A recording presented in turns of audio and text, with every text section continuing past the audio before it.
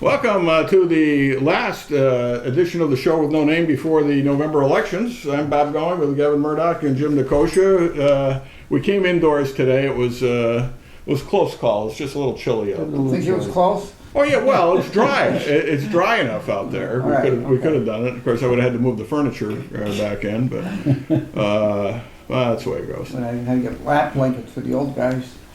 Yeah. Anyway, we got a lot to talk about today, obviously. I think I'd like to start with Montgomery County Charter. I mean, it's boring to a lot of people, but it's a significant change in the way we do business in Montgomery County, and I think it's worth a chat.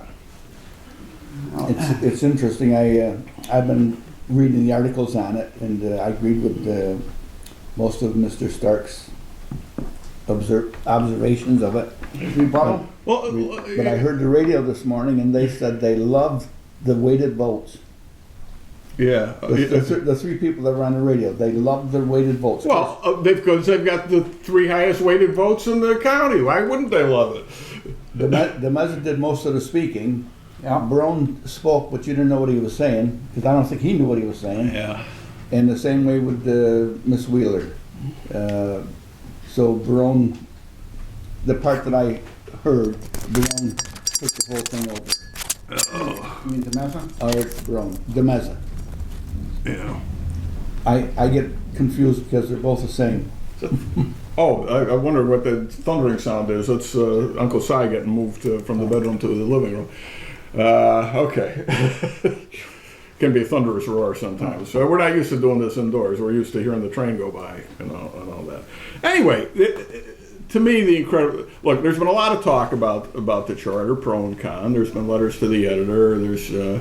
I'm glad to see that some people are starting to show an interest. I've gotten a lot of inquiries in the last few days from people on Facebook. What's the charter about? And I bring them to the website. County website has got the whole charter there, plus some abbreviations of it. You know what the changes are, what they call talking points. Anyway, but the opposition, the organized opposition, seems to be entirely from one direction, from the Baya camp. Yes. From the Baya party. You have Mike McKenney's letter to the editor, where he's calling it a dictatorship, Yep. and then the other negatives are all from, as you say, from DeMeza, Wheeler, and Barone, who are all part of the Baya camp, and you got to wonder whether their motive in opposition has anything to do with the merits of the charter, because the points they've been bringing up have nothing to do with what's in the charter, within the charter itself. And I got to say,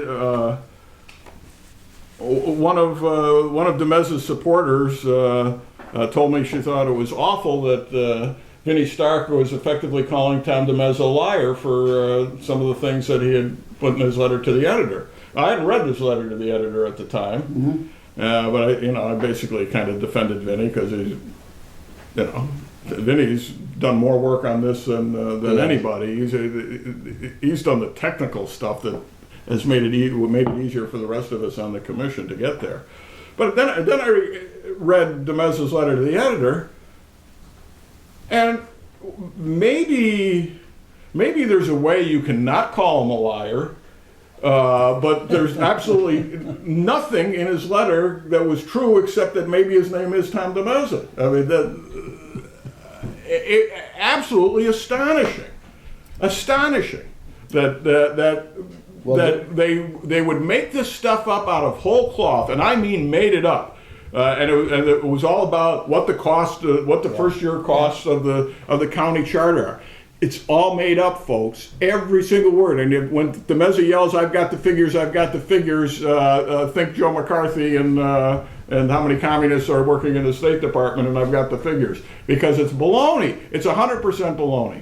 If there's one thing the Charter Commission tried to do in steering the whole process, it was to, as much as we could do to keep the charter revenue neutral with respect to what we're spending now on the elected county government. One of the ways we did that was cut the in eliminating the Board of Supervisors and going to legislative districts and a legislative board, which is essentially the same thing, you just call it different. Yeah. We reduced the number from 15 to 9. By doing that, we eliminated 6 positions at $10,000 apiece, plus I think it's, what is it, a $5,000 stipend for the chairman? Yeah, and that was one of the points they brought up, the fact that by reducing the number, they're all going to ask for an increase in salary because we got so much more work to do. Is that the theory? That's exactly what was said. Well, you know what? It's going to be DeMez's Board of Supervisors that determines,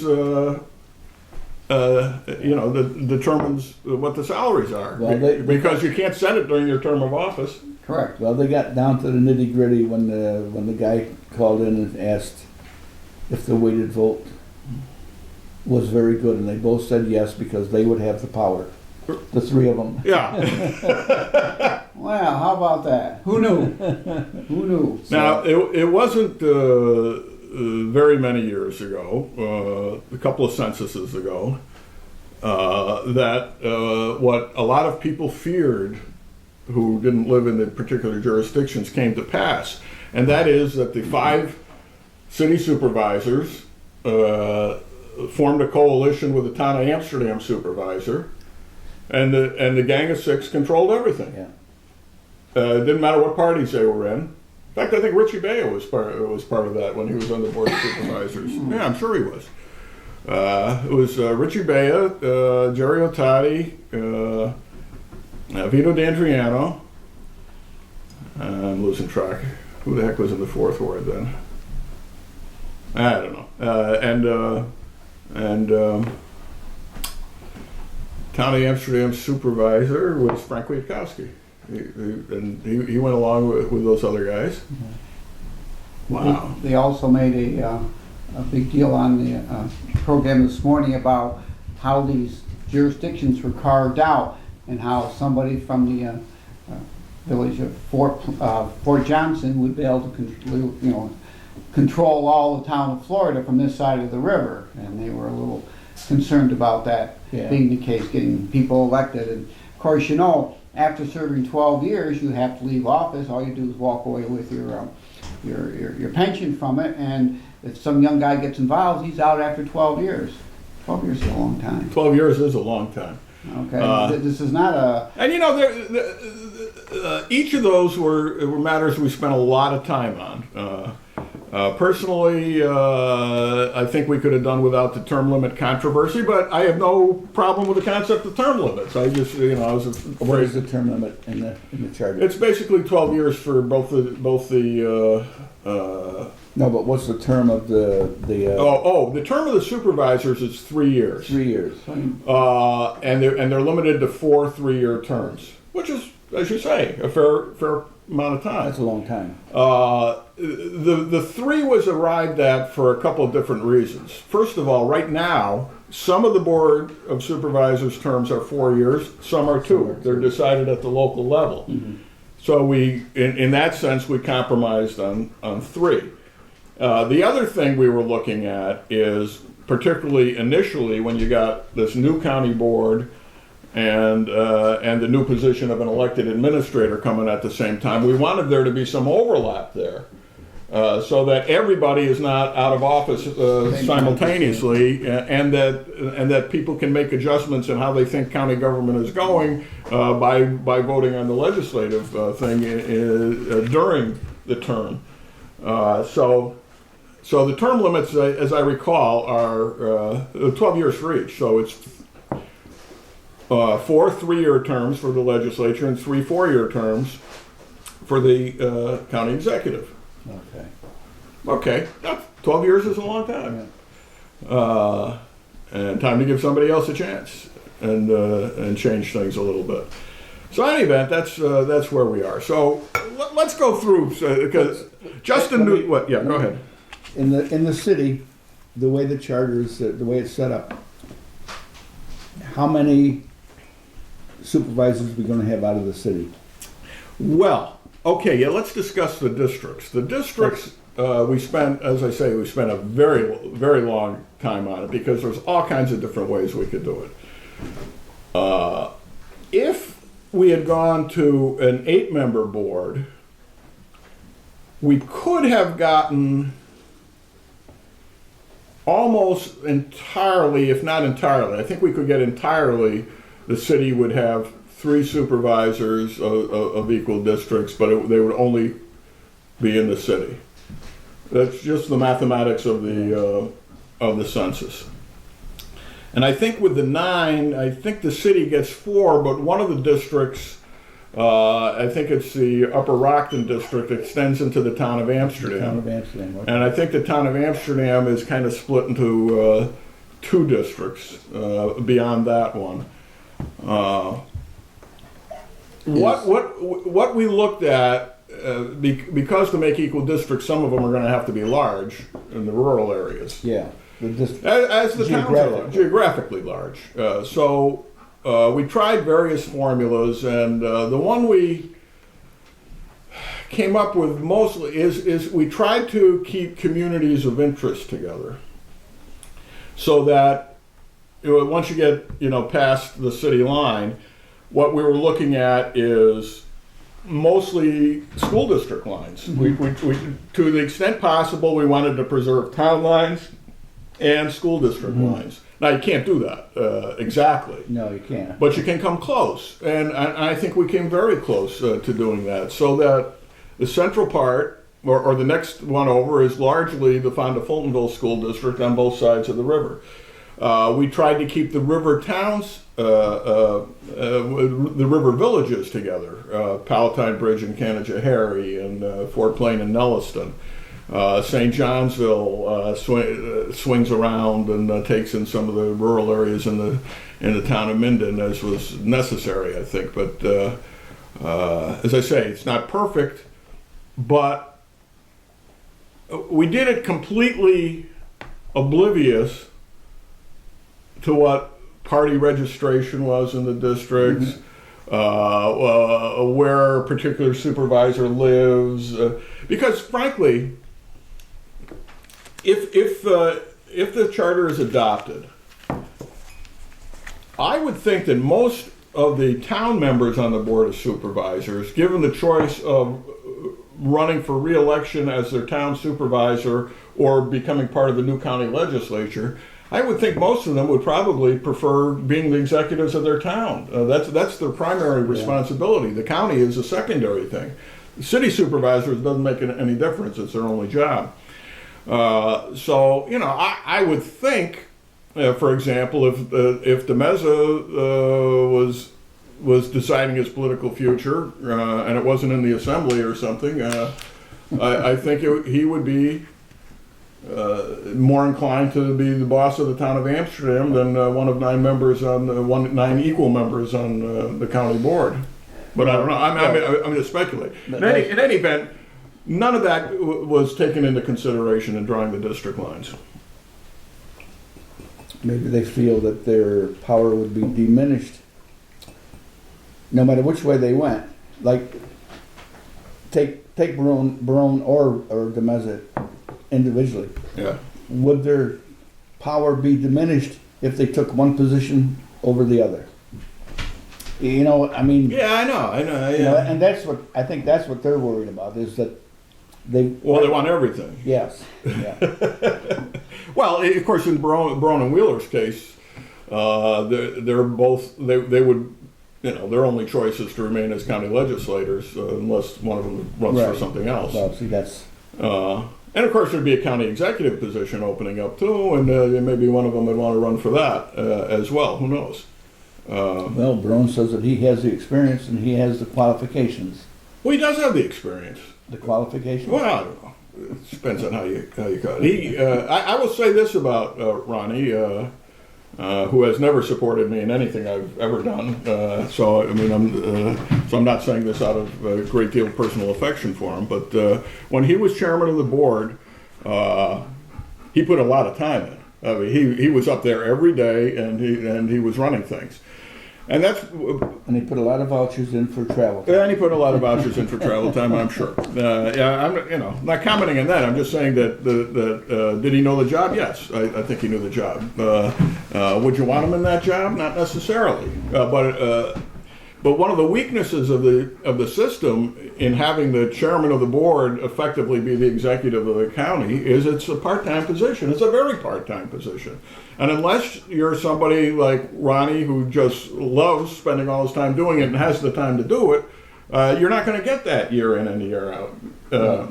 Well, the one of the comments that I heard was that they have elected department heads, many elected department heads, so that would diminish the power of the county executive down to a couple hundred people. Well, You know, he has nothing to do because he's only authorized to boss. let's see. Here's an interest. I got to. Let's see. Did you hear that? I printed up. Yeah, that part. I mean, you have, for example, the social services commissioner is appointed for a term of 5 years. Currently, you have a similar thing with the DPW director Sure. and all this stuff. But I guess I'll get to it at some point. I got it buried in here. Well, he said now, right now, there's, I think he said 300 or 400 county employees. Yeah. And if you divide them up, if you take out who. Sheriff's all the- Department is independent. Yeah, you end up with a couple hundred people. Yeah. So he says, all this guy will be doing is going to committee meetings. Yeah. They also expressed some. Oh, yeah, it was Jeff Stark's letter to the editor a month or so ago, and that was in the Gazette. And he's writing as a member of the Board of Supervisors, right? In preparing for the Charter Commission, they took surveys of the department heads and employees and asked what they thought the problem was. And here's some of the things that came up. County government is not working, wrote one department head. The current system does not work, said another. A third said we have an inefficient, slow-responding government plagued with parochialism. They complained that having to answer to 15 supervisors is like having a ship with 15 captains, and that even minor issues take months to solve. 85% of the department heads who responded said some form of executive is needed to right the ship. 85%. 5%. And that's the people who have a vested interest in maintaining their fiefdoms. Yeah. So given an honest report, that's, you can't say you don't need an executive. You can't. That issue was decided when I was on the first Charter Commission in 1977. Okay, or 77, 78, 78. I don't know. It was 77, 78 that year. Yeah. That school year, because I was a senior in law school. And there was no question about that. The only question whether it was to go to an elected or an appointed. That the system had already broken down by 1977, that they knew they needed a day-to-day administrator. Now we don't have it, and things slip through the cracks. For example, no one has been watching, until now, the Montgomery County Health Trust, okay, that was set up to supposedly reduce the cost of health insurance and such. So in the action to dissolve the trust, which the Board of Supervisors took earlier this year, they appointed new members of the trust with a job of overseeing the dissolution of it. Okay.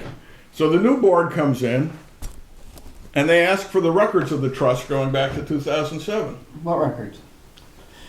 What records? They don't exist. They don't exist. There are no records. There are no records. Even though they were required to do an audit every year, there's no audit.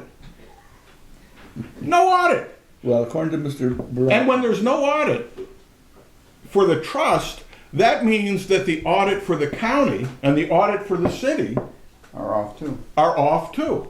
that they can't give a reliable audit. There's $2 million sitting in a checking account for this health trust, and nobody knows at this point who the money belongs to. Yeah. Some of it belongs to the city, some belongs to the county, I don't know how much some is to pay back bills, whatever. But there's $2 million sitting there, and nobody can tell you what. All they have is a checkbook, stuff going in and out, and then they're getting the records from the different insurance companies they're involved with, trying to reconstruct this, and it's going to take a couple of years to unravel what was done since 2007. Now, that's because nobody's job it was to oversee this. Nobody on the Board of Supervisors did it. They're all part-time.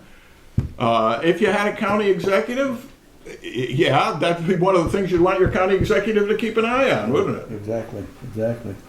I mean, they've already managed to. One of the things they're coming across, all of a sudden they see this $97,000 that was paid for something that they never got. So they pick up the phone and call the insurance company. Oh yeah, we were just looking at that. Yeah. We owe you $97,000. Really? You know, if you hadn't asked for it, what are the odds of getting it? When he was president of the trust, de Meza brought the town of Amsterdam employees in under the trust under no authority whatsoever. There was no agreement between the county and the town of Amsterdam to be part of this trust. He just brought them all in. Oh, that's because he was the dictator. And It's absolutely incredible. And he claimed that that trust saved over $1 million a year. Is that right? Well, you know what? They've just saved $300,000 a year by putting it out to bid. Well, that's... One of the other arguments they were putting forth was the fact that the charter's been pushed before, it's been failed, it's failed again, it's going to fail. You know, you guys are beating a dead horse. Well, that may be. But that may be. It's up to the public to decide that. And I think it's a fair thing to say that if it fails, it's never been put up as a charter, by the way. No, that has never happened up to this point. This is the first time, and the reason is because the Board of Supervisors is the only body that could put it up. Yeah. And this is the first time that it got through the Board of Supervisors to let the public decide, because up to now they've all been protecting the private fiefdoms. And thank God there are people out there like Larry Coddington and Stagliano that say, hey, you know what, this is for the people to decide, not us. What was the vote, do you remember?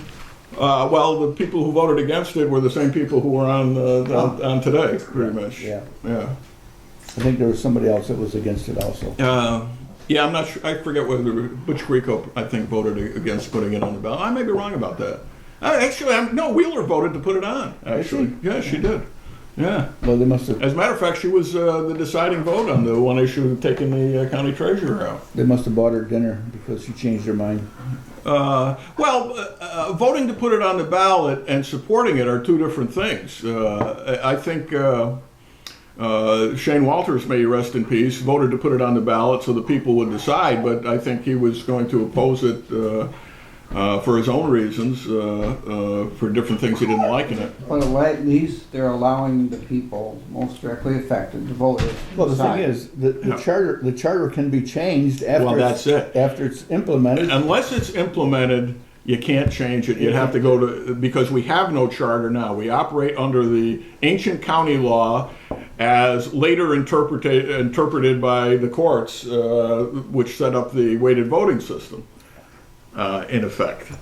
Now, when will this charter, if it's voted and approved, when does it take effect? If it's approved next week, it will take effect January 1, 2014. So that next year, the Board of Supervisors will have to set the salary for the Chief Executive Officer. Which could be exorbitant, according to the radio. Well, could be, or could not be. It doesn't have to be. No, it's up to them to decide. It's completely up to them. They've got $60,000 to play with up front, or 65, or whatever. I don't remember what does the chairman get extra. Everybody gets 10,000. I think everybody gets 10. I think he gets an extra 5. That's what I thought too. That was my recollection. I could be wrong. 5 or 10, but I think it was 5. All right.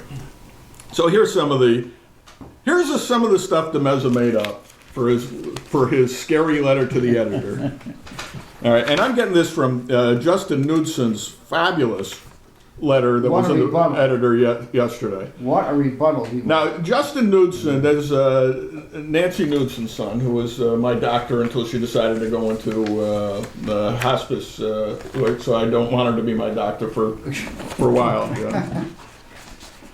Somebody said, is Dr. Knudson still your doctor? I said, I hope not. By the way, terrific doctor. Nancy was my first doctor when I came back to Amsterdam, I think. She was a couple of years, a year behind you, right? Or Yeah. 2 years behind you at Scully, 3 years behind me. Brilliant. Fantastic diagnostician, and wonderful bedside manner. She just wonderful. I can't say enough about her. Anyway, her son Justin went to school with my kids. Graduate of Amsterdam High School. Graduate of Amsterdam High School. Was involved in drama. Brilliant kid. Was fantastic on the stage. I mean, everything he did was over the top. Absolutely, outrageously terrific. And just the nicest kid you'd ever want to meet.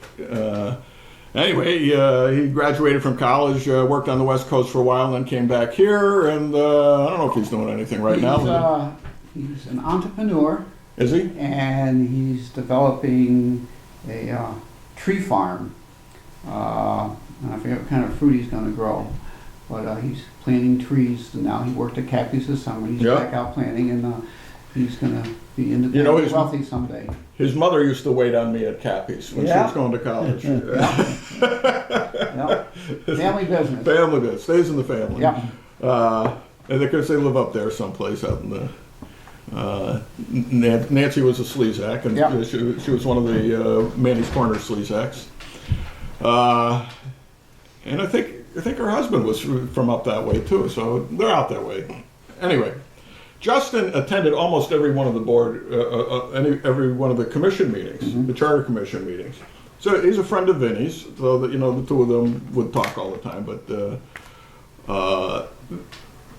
he was really involved.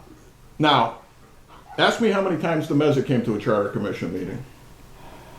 How many times did he come to commission Never. meetings? Never. Neither did Barone, neither did Wheeler. None of them ever took part in any of the discussions or gave any input as to what they thought would be a good idea or a bad idea.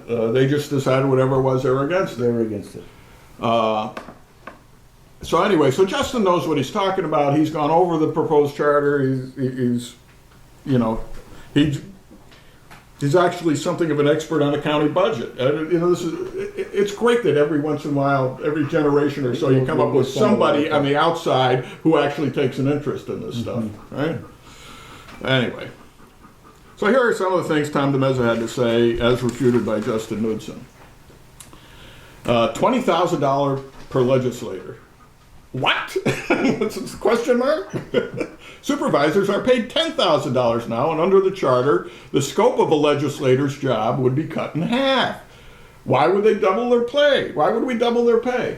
And he's right, because they no longer will have an administrative function. Right now they have both a legislative and administrative function. They are, in addition to being the congressman, they're the president.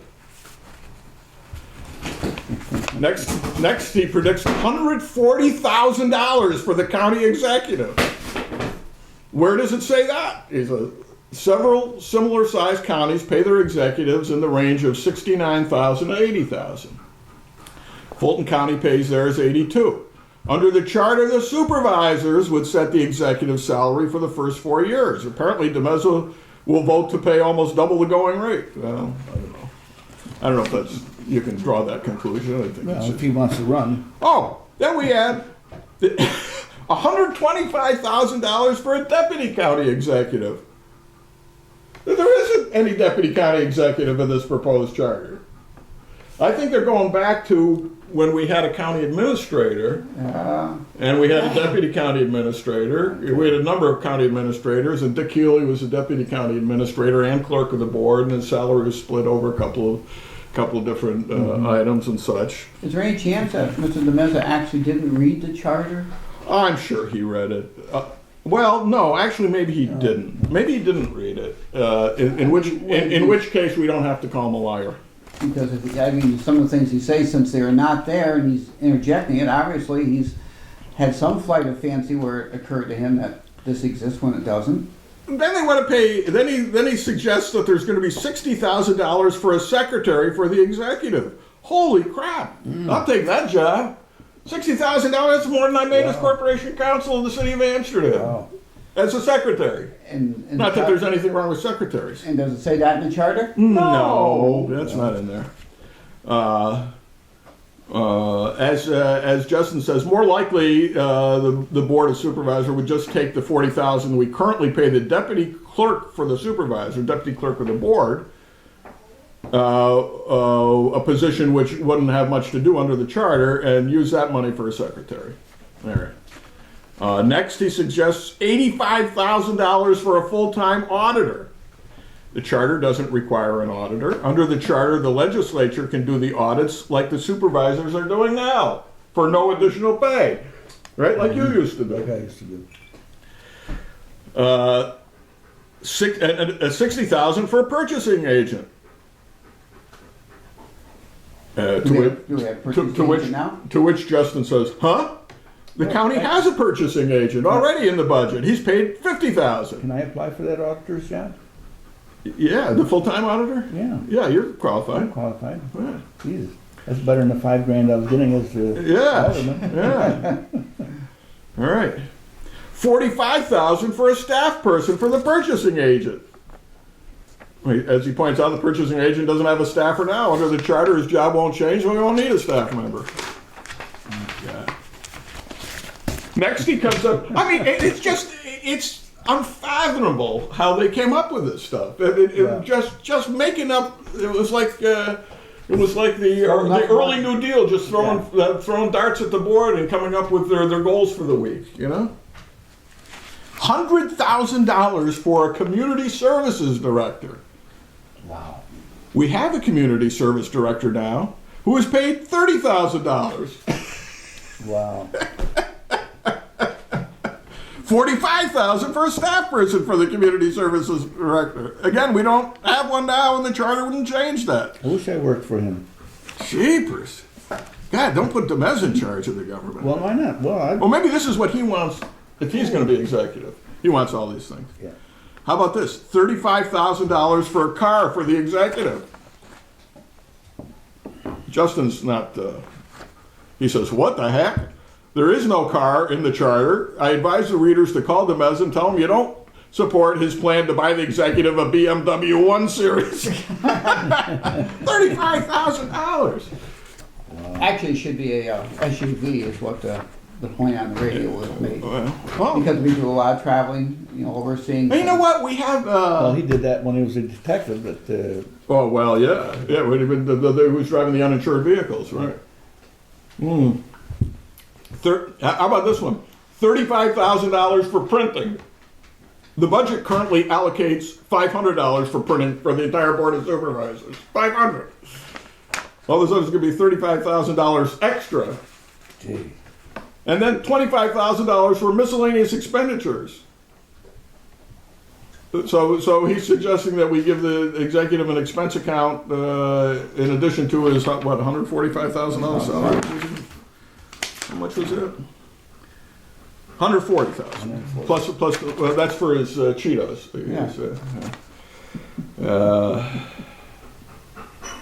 Wow. And as Justin says, it appears the opponents of the charter will resort to any scare tactic they can to stop the voters from enacting a badly needed and positive change in county government. Don't be fooled. Well, that's what it is. I mean, it's... So you got to ask yourselves, ladies and gentlemen, if they're making stuff like this up, what's the real motive here? Because it can't be this. It's not like this crew ever really much cared how much we're spending, particularly when DeMeza was a Democrat. Yeah. Wow.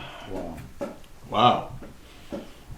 Speaking of Democrats, I ran into Joe Isabel a couple of times since we last met. 3 times. I run into him 3 times since we You look last any met. different? No? Well, he put on. Oh, by the way, I need to make an apology.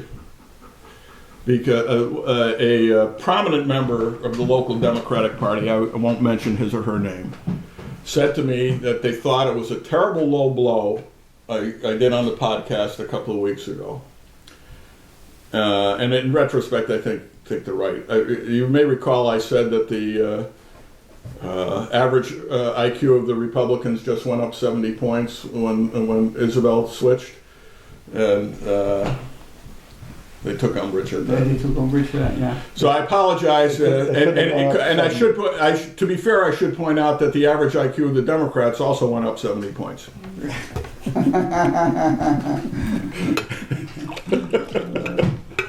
Well, that was the problem. So it went up too much. Yeah. Okay. So anyway, You know, you that's my also, you apology. also have to look at that, you know, what kind of vested interests that we're unaware of do they have in keeping the status quo? You know, it's got to be more than Well, they the said public that welfare. the weighted votes, they have a lot more power, and they said it on the radio today that the weighted votes between Barone, DeMeza, and Wheeler, they control a lot of things, and all they need is one other supervisor. Yeah, and it's a done deal. yeah. And he said, with this one person, one vote, the towns will now have all the power. The people. Oh, and does he consider the town of Amsterdam? Is that what, Well, that's you know? The people will have an equal amount of power dispersed wherever you may happen to be, not simply Right. somebody who has a And vested interest in keeping. well now. And guess what? The balance between the city and the urban areas of the county and the town is going to be exactly the same. Yeah, but because the weighted vote takes care of that in a different way. Yeah, but what he's trying to do is scare the people, saying that the geographical area Yeah. is larger in the towns than it is in the city, and Yeah. and the town of Ant. So they would have more power geographically. Which means absolutely nothing. Nothing at all. It means nothing at all. But the people don't know that. It's when they one hear it. man, one vote, and that's it. Your vote, the vote in Charleston is going to be equal to a vote in the 4th Ward. Well, they asked Brown on the radio today, and they asked Wheeler also what this meant, and they both talked around it. They didn't know what to say. They didn't have an answer. Well, there isn't one. There isn't one. Brown spoke for a few minutes. I spent some time yesterday looking at the legal status of weighted voting, because you recall I had mentioned a few episodes back in August, given the history, how weighted voting was meant to be a temporary measure, and there've been court cases kind of going both ways, and there are nothing really completely definitive. I mean, it's still hanging out there whether weighted voting is constitutional under the 14th Amendment, the Equal Protection Clause, based on the court case in the Supreme Court back in the 60s. The Court of Appeals has kind of sided that, without actually deciding the issue, they've kind of sided with the weighted voting as being okay. And the federal courts have been kind of reluctant to go any further than the Supreme Court did in 62 or 64 or 5, whatever it was. Well, that's because nobody's pressed the issue. Yeah, that's because nobody's really pressed the issue. I mean, but there have been, there's a case in Western New York where it's, oh, wait a minute, fact of the matter is, the issue hasn't been pressed because almost everybody's done away with it. Yeah. There's only a handful of places that still use it in New York. Delaware County's one. That's one of the cases that went up. But, over the years, as counties adopted charters, they realized legislative districts may be the way to go. It's particularly when you have some obvious conflicts of interest, where your vote as a town supervisor is going to be you're going to be voting for your town's interest instead of the county's interest on some issues. And maybe some other things, but in any event, it's not that it's antiquated system; it's a system that no one ever proposed in the first place. By the way, there is a Supreme or Court of Appeals decision that says point blank that if as a result of weighted voting, one town essentially has veto power over the rest of the county, he doesn't have a 52% vote, he's got a 100% vote. And that would definitely, unquestionably be unconstitutional. And the proposition that I set forth, if the city of Amsterdam dissolved and became part of the town of Amsterdam, it's only a fraction of below 50% of the entire county vote now, and may very well be by the next census would be over 50%, and clearly unconstitutional. And they couldn't do it that way. So one of the ways around that is to have multiple supervisor districts, or legislator districts. And we looked into that as one of the alternatives. And we ultimately decided not to get it to make it as least complicated as possible. Yeah. They also spent some time on the radio this morning discussing the lawyer situation under the charter, how there's various times he's supposed to be defending the executive, other times defending the legislature, and how is that going to work? I mean, the guy can't have multi-personalities, arguing sometimes almost against himself. That's true, and interestingly, the charter addresses that very issue in a way that is much clearer than anything I've ever seen. I must have missed that meeting because I don't remember voting on that or even discussing it, and I'm sure I would have.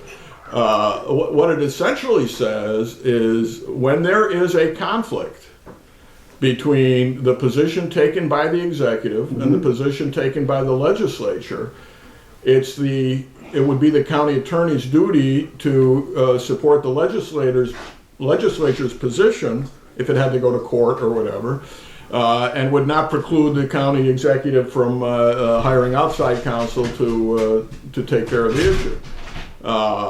And right now, as you know, it is a divided interest in for example, in the city of Amsterdam. You're appointed by the mayor, and but you're supposed to represent the entire city government, just not the mayor. And that's happened many times.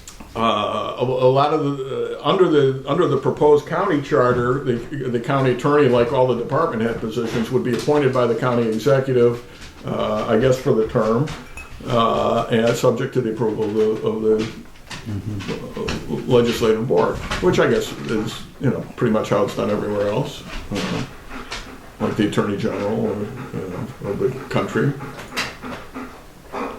Anyway.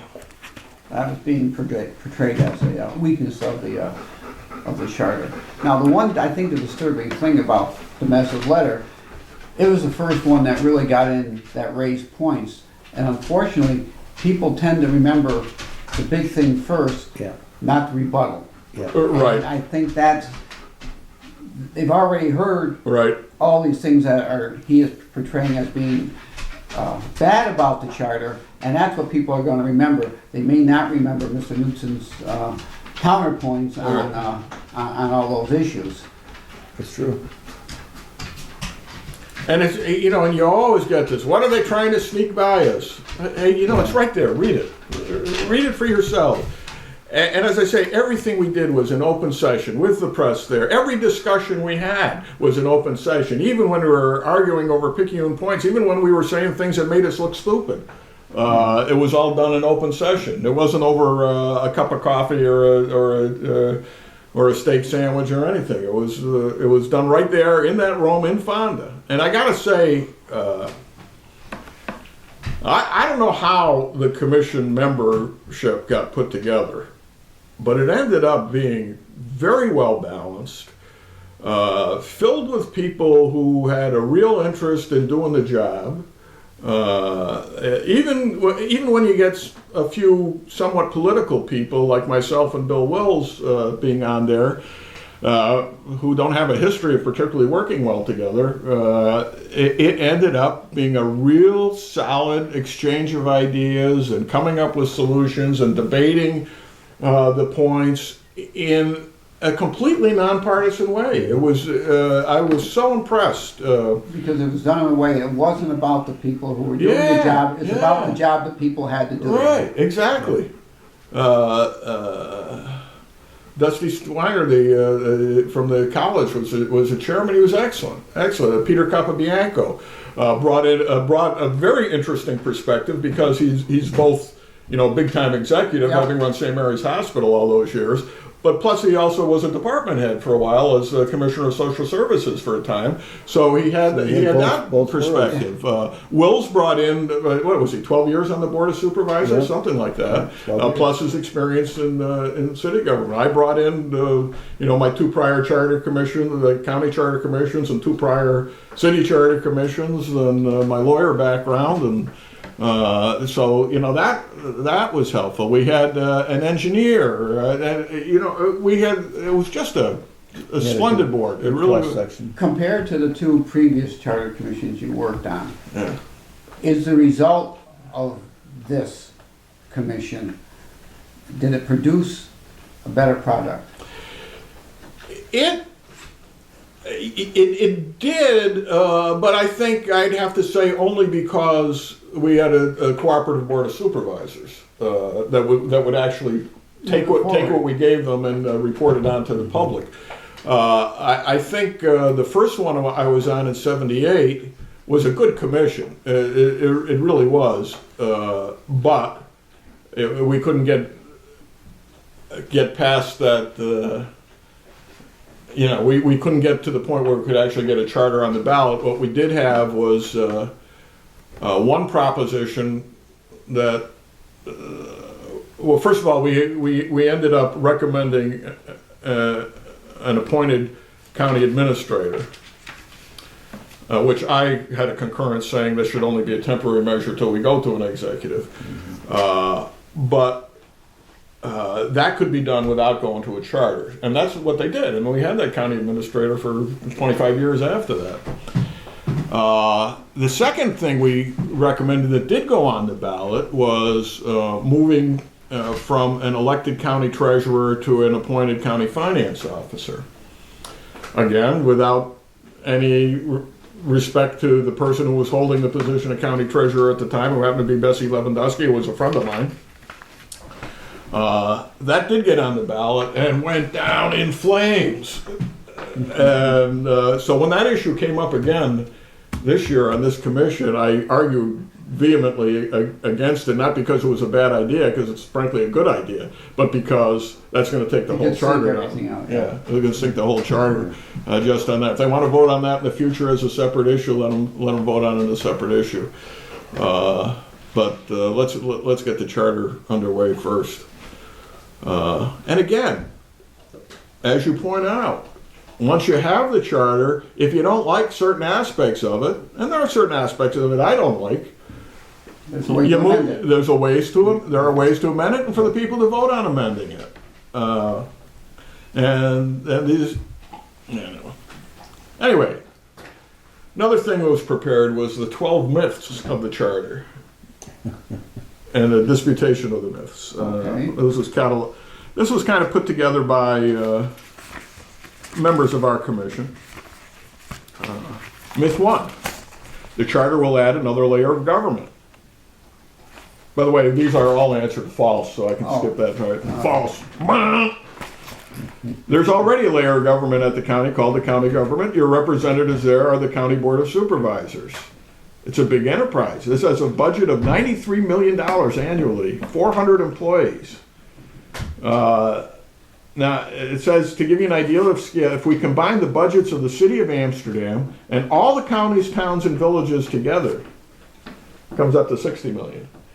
And the county's $93 million. Whether we like it or not, that layer of government is already there. All the charter does is replace it with a better, more efficient system, in our humble opinion. Myth number 2, the charter will expand the size of county government. In fact, the charter will reduce the size of county government. Right now we have, we elect 15 executives/legislators to run the county. Under the charter, we would elect 9 legislators and 1 executive, reducing the size of county government. More importantly, it was drafted with efficiency in mind. The county executive will have the power and the incentive to reduce waste and inefficiency in county government. If he does his job or her job, county government should get smaller, not bigger. Myth number 3. These are dangerous, novel ideals that haven't been tried. Most counties in New York State have already made the changes we are proposing. There are 57 non-New York City counties. 40 of the 57 have already switched to a county legislature. 50 have an executive or administrator to run the day-to-day operations of the county. 50 out of 57. Now, maybe it's not a coincidence that we are just about the highest taxed county in the state of New York. We are the least administrated and the highest taxed. How's that? That's a good argument. In fact, only 6 of the 57 other counties have the form of government we do, with no changes to the default form. And at least 3 of them are currently looking at changes. Do we know who those counties are off the top of our head? I don't have it in here. Or I did know that, but I don't have it in front of me. Okay. Myth number 4, we'll have to pay the executive salary larger than any current department head. Brant. Yeah, you don't have to. Nowhere in the law does it say you have to pay the executive more than any department head. Here's an example. The mayor of the city of Amsterdam is currently paid $55,000. Right? 65 city employees make more than the mayor, including 1 part-time employee. Oh, I guess I know who that is. But I wasn't making more than the mayor. That's 35% of the city payroll that makes more than the mayor. From our research, that is typical, not atypical. Sometimes people ask, how much do administrators in similarly sized counties make? Okay, all right, here we go. Let's see. Fulton County's got an administrator of a sort. Population 55,000. It's very similar to ours. I think we're up about 50 right now. Salary 82,000. Franklin County, population 51,000, 82,000 in its final 3 years. Kevin Hayes, Washington County, population 61,000. 10,000 more than us. 69,000. At least 15 others on his payroll make more than he does. Okay. Where's the money from the executive salary going to come from? All right. Well, we're reducing the size of government by 6 supervisors who get paid $10,000 a year. That's $60,000. Executive will also take over the duties of the budget officer, who is currently paid $10,000 a year stipend. All right. That's $70,000 a year to be applied to the executive salary. Plus, and left out the stipend for the chairman of the board too. Executive salary cannot go up during his term. What about a secretary? Currently, the Board of Supervisors has 2 employees, the clerk of the board and the deputy clerk. Under the charter, the legislature will still need a clerk, but since the executive is, what time is it? 11. Okay, we're doing good. Yeah. Deputy clerk is paid around $40,000 a year, more than fair for a secretary. In the end, the executive salary will be set by the legislature. Our advice is, if you don't want to pay the executive some ridiculous salary, don't elect legislators and say they will. Myth number 5. The executive will be a dictator, has too much power. Yes, that was repeated several times this Yes, morning. dictator. No, Barbara has never been a dictator, but certainly Ronnie and Tom know all about being a dictator. They've got nothing against being dictators as long as they're the dictator. The executive's powers are tightly controlled and well defined. The executive administers day-to-day operations of the county. It has enough authority to do that, no more, no less. There are checks and balances designed to make sure that major policy, budgeting, and personnel decisions go through the legislature. Chip the Wonder Dogs make a lot of noise in there. If the legislature rejects his nominee, he must appoint someone else. That's another thing we did. That's right. great. You can't. Not like Amsterdam. Not like Amsterdam. That's right. If he appoints somebody and the legislature says no, he has to appoint somebody else, not the same person over and over. The executive can't spend any money that isn't authorized by the budget. He can't abolish departments. Only the supervisors can. And if he exercises his veto, it can be overridden by a 2/3 majority. Our executive, the powers of our executive would be in line with what other executives have in other charters across the state. There's been no one who thinks that the other 18 counties that would be exactly identical to this have dictators. Myth number 5, doesn't the line item veto make the executive a dictator? No. The line item veto is something many executives now had. And the purpose of it is to keep costs down. It gives the executive the authority to cut out pork and waste from the budget put in by the legislature. All 18 county executives in New York State have a line item veto. 44 of 50 states have governors with line item veto, including the governor of New York. Myth number 6, the executive won't have anything to do. He'll be playing golf all day. No, that's what Mr. DeMezza said today. Yeah. Well, guess what? The executive will be busy managing 260 employees and $93 million county budget. He'll supervise all appointed county department heads and employees. That's a big job. 260 employees reporting to him. For example, only 170 employees report to the mayor of Amsterdam. All right. He'll keep busy by holding department head meetings, preparing resolutions for approval of the legislature, and generally managing day-to-day operations. He'll be busy preparing the first draft of the county budget for the legislature with the aid of his department heads. All right, we give the executive a big job, which will easily take full-time work.